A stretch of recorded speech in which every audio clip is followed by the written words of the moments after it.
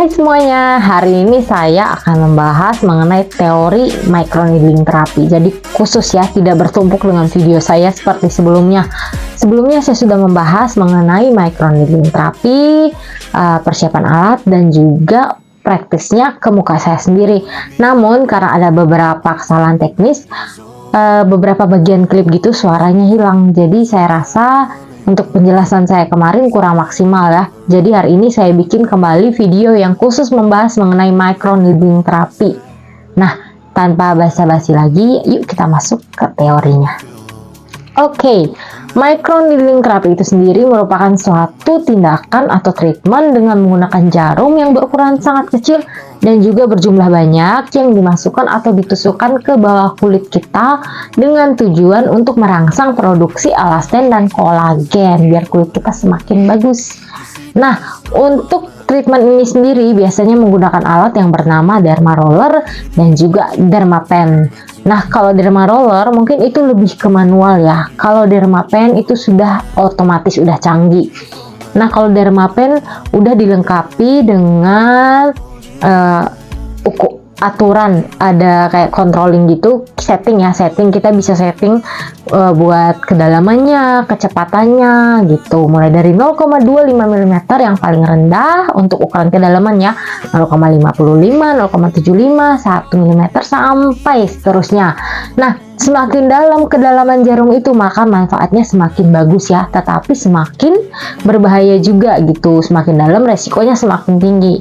Makanya kalau kayak jarum dengan ukuran 1 mm ke atas itu emang butuh pengawasan profesional ya. Nah, tetapi dari segi kedalamannya, kalau 0,25 itu biasanya hanya digunakan untuk penyerapan produk tertentu dan tidak semua produk ya bisa dipakai untuk treatment derma pen ini. Makanya kalau kita ingin memakai suatu produk, kita lihat dulu nih, ini cocok nggak? Atau ini diperuntukkan buat derma pen atau enggak? Jadi jangan sembarangan ya, semua produk itu kita pakai buat derma pen itu nggak boleh ya. Bahaya seperti itu. Nah, kalau untuk ukuran 0,5 ke atas itu udah bisa untuk merangsang kolagen. Kalau 0,25 tadi itu belum bisa merangsang kolagen. Untuk manfaat dari microneedling ini sendiri sangat banyak ya. Yang pertama, nah ini listnya bisa dilihat, saya jelaskan ya. Bisa untuk mengurangi bekas luka atau bopeng pada wajah yang biasanya disebabkan oleh jerawat. Kemudian mengurangi kerutan pada wajah atau garis-garis halus ya. Seiring meningkatnya usia, tentunya pasti akan muncul kerutan-kerutan di wajah kita. Kemudian treatment ini juga bisa untuk meratakan warna kulit, terus mengurangi bintik-bintik hitam atau hyperpigmentasi pada wajah. Biasa kita sebut flek-flek gitu, flek-flek hitam pada wajah, ini bagus sekali. Nah, kemudian bisa juga untuk mengurangi stretch mark. Seperti itu sih kurang lebih ya. Kemudian untuk jangka waktu penggunaannya sesuai dengan kedalaman dari jarum yang dimasukkan ke bawah kulit. Bisa kita lihat ya, mulai dari 0,25 itu bisa dilakukan sekali dalam 2 hari. Jadi nggak boleh setiap hari juga. Dan juga 0,5 seterusnya bisa kalian listnya seperti ini.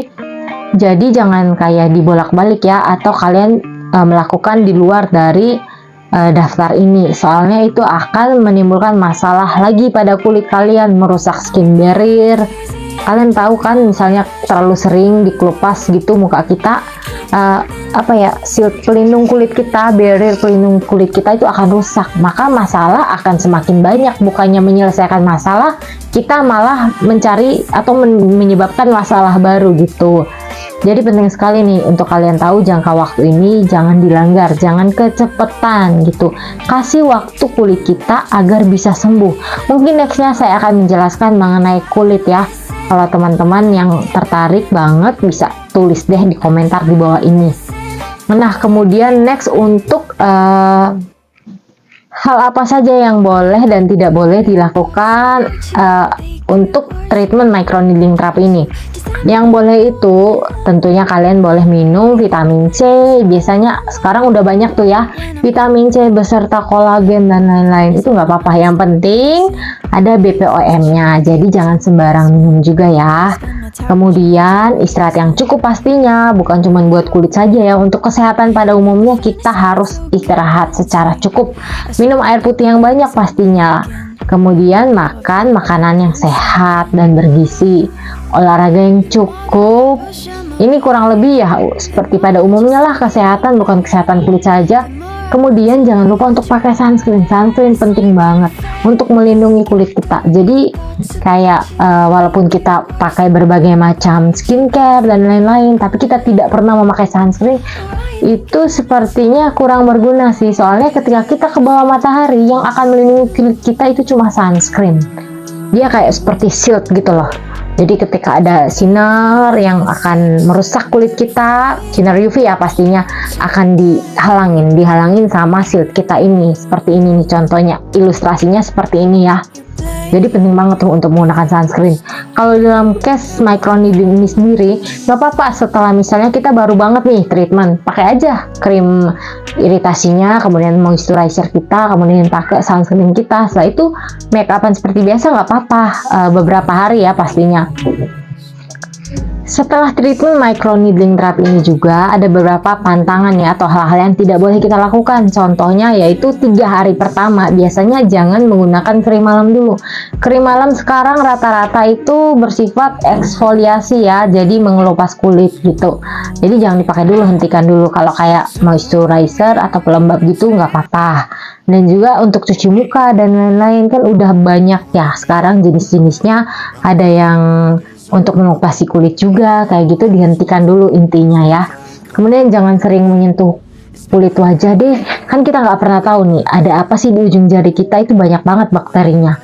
Jadi sebaiknya jangan menyentuh wajah, kemudian jangan menggaruk juga. Kan biasanya untuk hari ketiga gitu udah mulai mengelupas gitu, udah dibiarkan saja kelupasannya itu rontok dengan sendirinya. Biasanya kita cuci muka gitu dia keluar kok, seperti itu ya.